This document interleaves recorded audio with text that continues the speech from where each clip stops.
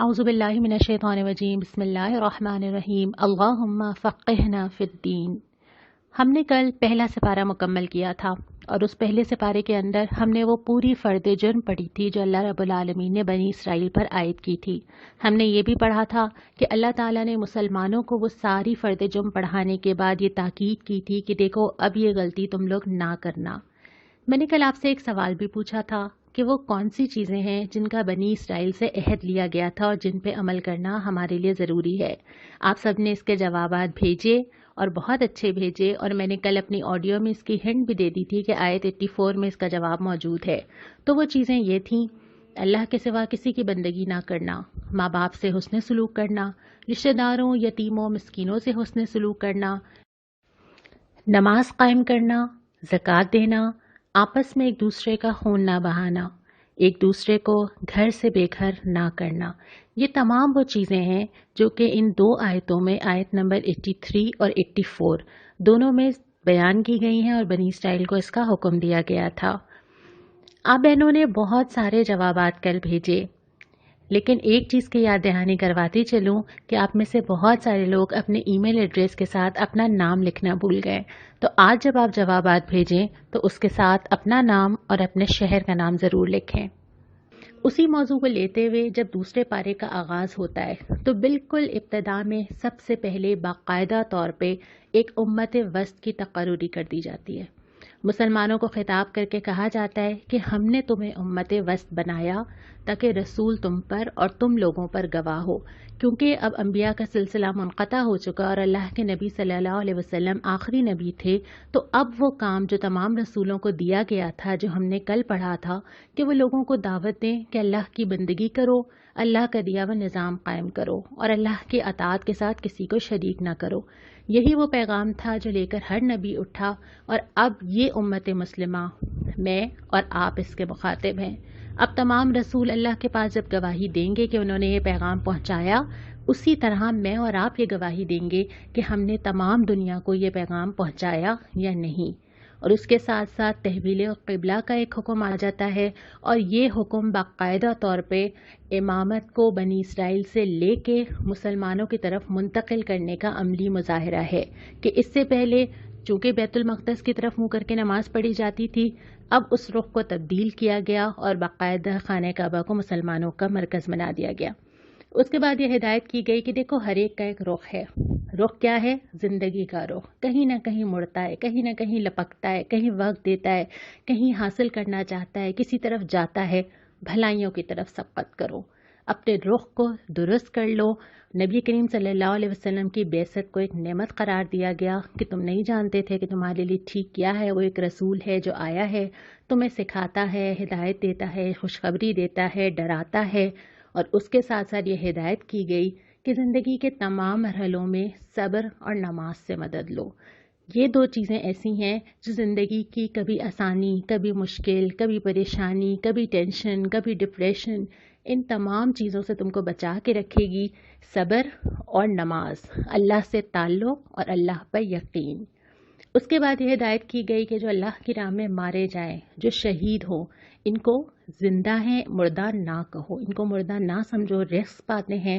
اور آگے پھر آیت 155 میں فرمایا کہ اللہ تعالیٰ انسان کو مختلف ذرائع سے آزماتا ہے، اور یہ بہت ساری چیزیں ہیں جو انسان کی زندگی میں کہیں نہ کہیں آ جاتی ہیں، لیکن مطلوب کیا ہے کہ انسان اللہ سے رجوع کرے اور صبر کرے۔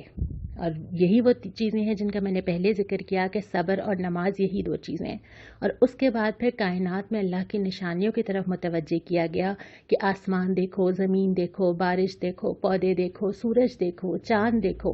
تو یہ تمام چیزیں جو تمہارے ارد گرد بکھری ہوئی ہیں، یہ ساری کی ساری اللہ کی نشانیاں تمہیں دکھاتی ہیں۔ اس کے بعد اسی پارے کے دوسرے ربع میں نیکی کا اصل تصور بتایا گیا ہے کہ صرف یہ نیکی نہیں ہے کہ ادھر مڑوں یا ادھر مڑوں، یہاں دیکھوں کہ وہاں دیکھوں۔ نیکی تو یہ ہے کہ تمہاری شخصیت کیا ہے، تمہارے دل میں کیا ہے، اور تمہارے رویے اور برتاؤ میں کیا ہے۔ یہاں پہ جو چند چیزیں بتائی گئیں جو انسان کی شخصیت کی بنیاد رکھتی ہیں، اس میں پہلی چیز تو یہ کہ وہ ایمان کس پر رکھتا ہے، اللہ پر، رسول پر، غیب پر اور اللہ کی دی ہوئی کتابوں پر۔ دوسری چیز یہ کہ اس کی شخصیت میں انفاق اور دوسروں سے تعلق کیسا ہے، اس کے بعد اس کا اللہ سے تعلق کیسا ہے، اس کی عبادات یعنی معاملات کے بعد عبادات، نماز، روزہ، صبر اور عہد وفا.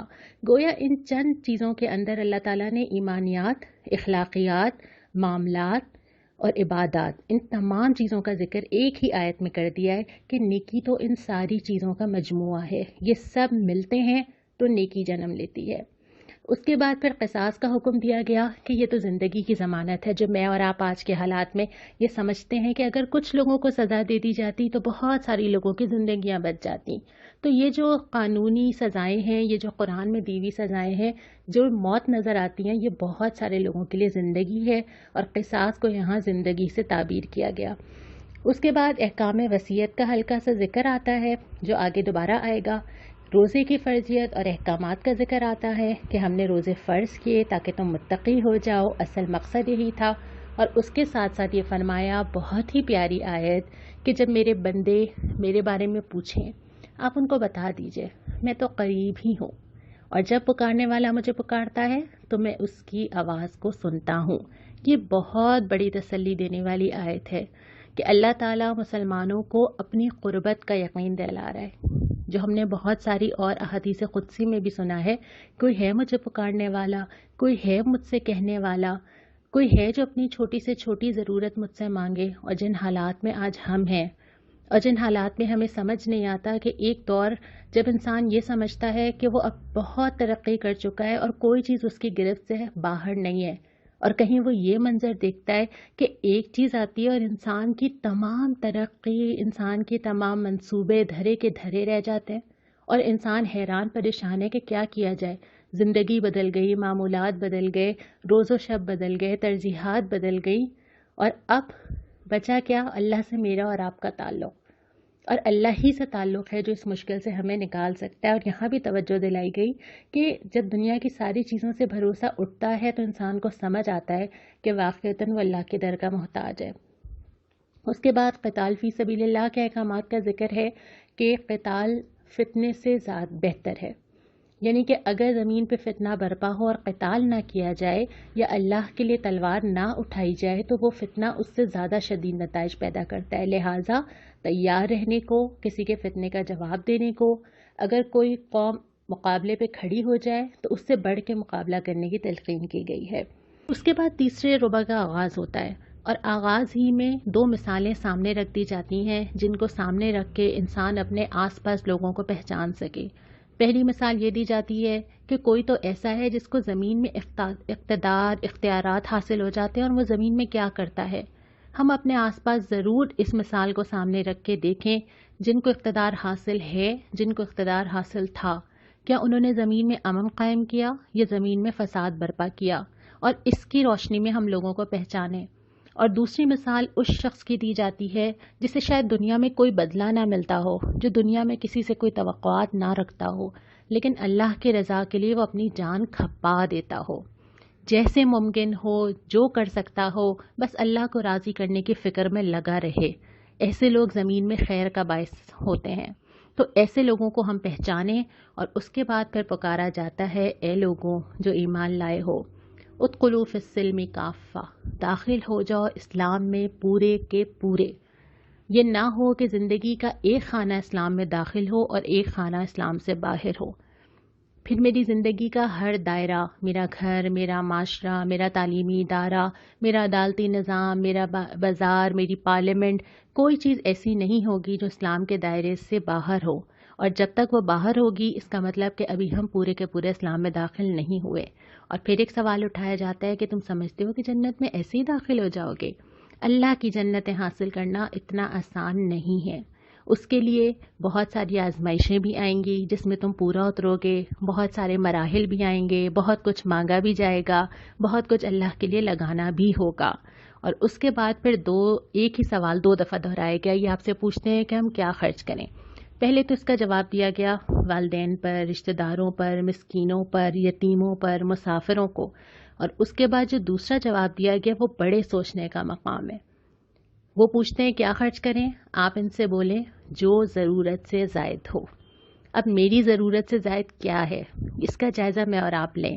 اس وقت جو حالات ہیں، کتنی ساری ایسی چیزیں ہیں جو پہلے ضرورت لگتی تھیں اب نہیں ہیں، کتنے سارے ایسے خرچے ہیں جو پہلے ہوا کرتے تھے اب نہیں ہو رہے، جن میں ہماری خریداری ہے، جس میں ہمارے آرڈر کرنا ہے، جس میں ہماری زندگی کے بہت سارے ایسے نظام اور ضروریات ہیں جس کو ہم ضروریات سمجھتے تھے، لیکن جب ہم نے اس کو لمٹ کرنا شروع کیا تو آج زندگی کی بہت ساری چیزیں ایسی ہیں جو ہمیں پتہ چل رہا ہے کہ وہ واقعتاً ہماری ضروریات ہی نہیں تھی، اور بہت ساری ایسی جگہ ہم خرچہ کرتے تھے جو واقعتاً ہماری ضرورت نہیں تھی۔ تو اللہ تعالیٰ نے تو یہ سوال، یہ جملہ میرے سامنے رکھ دیا ہے، جو تمہاری ضرورت سے زائد ہو اللہ کے لیے خرچ کرو۔ اس کا جواب ہم اپنے آپ سے لیں۔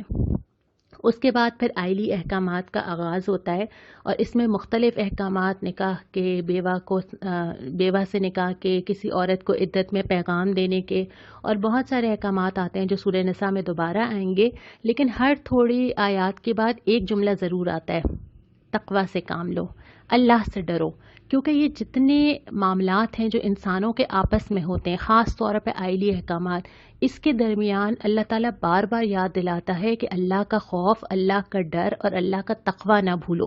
اگر ایسا نہیں ہوگا تو تم آپس میں زیادتی کر جاؤ گے۔ اور انہی احکامات کو آگے لے کے چلتے ہیں، اور پھر جو چوتھا ربع آتا ہے، اس میں ابتداء میں رضاعت کے احکامات آتے ہیں کہ جب عورت بچے کو دودھ پلائے تو اس کے نان نفقہ اس کے شوہر کی ذمہ داری ہے۔ عدت کا ابتدائی حکم یہاں پر آتا ہے، اور اس کے بعد اللہ تعالیٰ ہم سے ہی مخاطب ہو کے کہتے ہیں کہ اللہ کو قرض حسن دو، بہترین قرض۔